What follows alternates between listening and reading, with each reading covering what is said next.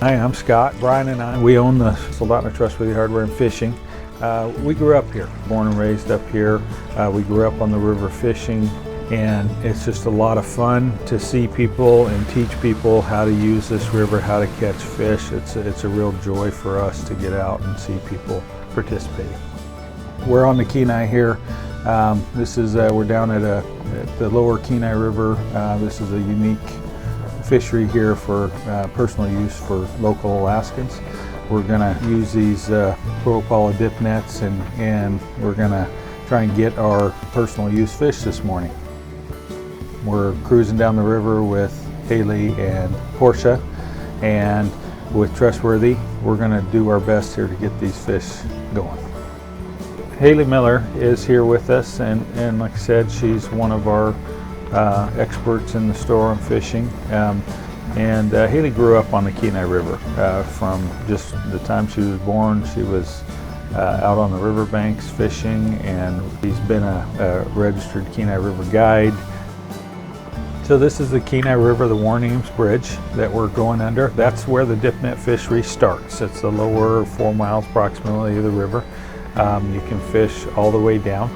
But today we're down in the very lower stretch of the Kenai River, the bottom 4 miles. This is a tidal area, so we're at high tide right now, so the water actually quits moving downstream as the tide pushes up. These fish, these sockeye salmon, come up with this tide, so that's what we're trying to intercept here. Today we're using Cordova brand gloves, Rockfish brand.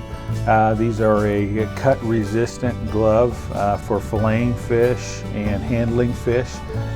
These are a great pair of gloves that we have that keep your hands protected and help you grip onto the fish better. But then when you're on the back end, when you're processing fish, this is a true fillet glove, cut-resistant fillet glove. Haley and Portia, who work at Trustworthy at the fishing counter for us. They're out here. Haley's one of our supervisors, managers in fishing, and Portia's been with us a long time. As you can see, she's out on the boat. She's a true Alaskan getting out there. Haley is out, these two are out fishing all the time. You can see that we have the nets in the water motoring downstream. We have them tied off to a cleat, so that makes it easier so you're not trying to fight against the current and do that. But these two, as you'll see, are true Alaskan girls that know just as much as any other fisherman in the state. So one of the things you can see with Propala dip nets is his unique foam handles, colors, and that kind of thing that you can identify them anywhere. The other thing you want to look for when you're dip netting is you're headed downstream and you want to be close to the bottom. These sockeye or red salmon, always going to be fairly close to the bottom, if not on the bottom, at least within a couple inches. So Propala makes both nets, round nets for dipping out of a boat like you're seeing here, but they also make a flat bottom net for off the shore when you're on the beach. There's days we'll have tens of thousands of sockeye coming up the river that stream in through most of July.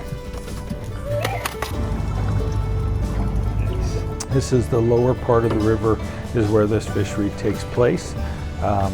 Like I said, it gets busy down here, so just be aware of your surroundings and be aware of the regulations.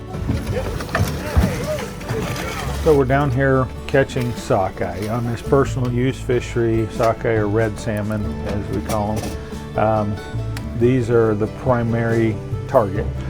You can also keep pink salmon or silver salmon, and they count against your seasonal limit, family limit. King salmon are to be released immediately.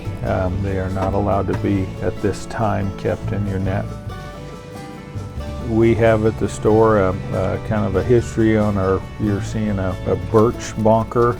It's referred to as a popwood bonker, and this came from our founder, Paul Miller. He used to do those and turn those bonkers locally at a local birch. Very popular, and they hold up really well. Perfect for salmon. We have a local Black Spruce Studios. Greg Landis took on that project and is now making those bonkers, fish bonkers again. But you want to dispatch your fish, bleed it, get it in the fish box, and cool right away. Bleeding will take the blood out of the fish, helps prevent spoilage, and you have just a fresher fish for whether putting on the grill or canning or anything. That blood that gets into the fish will disperse through the meat and create spoilage. When you feel a fish hit, you're going to feel that fish hit the net. It's going to be jerking around in there. You're going to want to turn your net to the right downstream and trap that fish in the net. So you're going to want to turn your net sideways and then slide it, as you're going to see here, and then slide it up on the edge of the boat, and that way those fish, they will jump out of the net if you don't turn them and trap them in there. Sometimes you'll see as many as 2, 3, 4 fish in a net at a time, and they'll be jumping out one way or another. I told you I would teach you.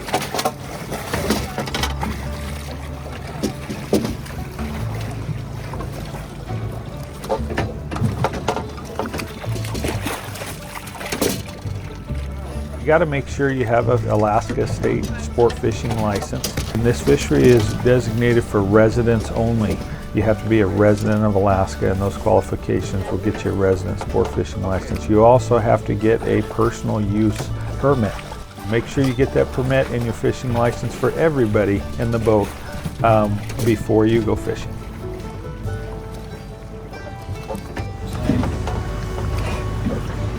We have a commercial fishery, set net and gill net fishery out in the inlet outside the river. Sometimes those fish will get caught in those nets and get loose, and they'll have a net gash in them. Or a seal mark or seal bite, perfectly fine. These fish have healed up. There's absolutely nothing wrong with that fish. Still fantastic eating, one of the best eating salmon in the world. Fish will come up with the net and it'll be splashing on one end.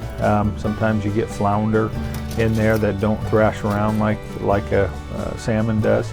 But just bring the net up to the surface, check it, turn it sideways. If you have a sockeye in there or a salmon of any kind, it'll be splashing on the net on the back end. Okay, pull it up. So fishing out here, you're going to be dragging the net on the bottom a little bit. Sometimes you're going to hit some anomalies down there, like a boulder, a rock, or a stick. You're going to feel like maybe you have a fish in the net. You just pull it up, check it. So at the end of the day, dip netting is a blast. It's a lot of fun, but it is a lot of work. And usually after this, you're just wiped out, tired, but get home, get off the water. Make sure you process those fish right away so they're not wasted or this is such a valuable resource for us. We don't want to waste fish or take too many that we can't process at one time. So even though at the end of the day you're a little tired, you got a little more work to do. See, as we go upstream from the dip net fishery, this is our sport fishery. This is any person with a valid Alaska State sport fishing license can participate in this fishery. We have both guided and unguided anglers on the banks here. As you can see, it gets busy up here too. These are the fish that have made it through the commercial fishery, the dip net fishery. Here again, sometimes thousands and thousands of fish come up here. Every angler can participate in this with a rod and reel, so it works and have a lot of fun with that. Tens of thousands of anglers converge on the Kenai River every year in July to participate in this red salmon fishery.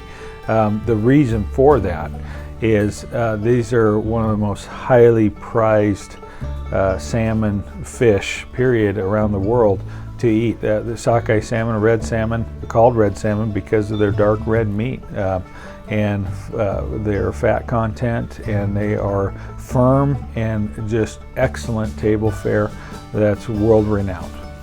So having the right gear for processing is just invaluable.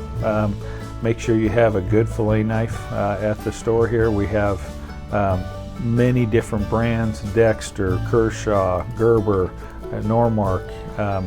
Have a good sharpener with you because the knives go dull quick when you're cutting through fish and skin and bone.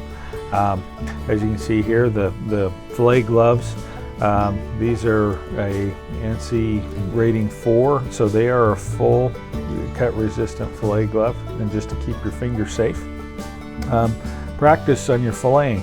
Sometimes it goes good, sometimes it doesn't, but just keep practicing. Remember that fish tastes the same no matter what you do to them. Things like fish mats. That's an AstroTurf mat there. You can see that is invaluable because it keeps that fish from sliding around, and you can get a good grip on it. So as you can see, there's no right way or wrong way to fillet a fish or clean a fish. Some people keep them whole and freeze them whole, bake them. Some people keep the bones in when they're canning. Some people want that fillet just bone free. You know, do what's right for you. Watch other people, maybe ask questions. You can get online with Fish and Game. Part of the fun of this is doing it yourself, and we carry canners and we carry smokers and we carry vacuum sealers and bags and everything for you. Come down to Soldotna Trustworthy Hardware and get everything you need for your fishing on the Kenai Peninsula from river to pantry. And good luck fishing.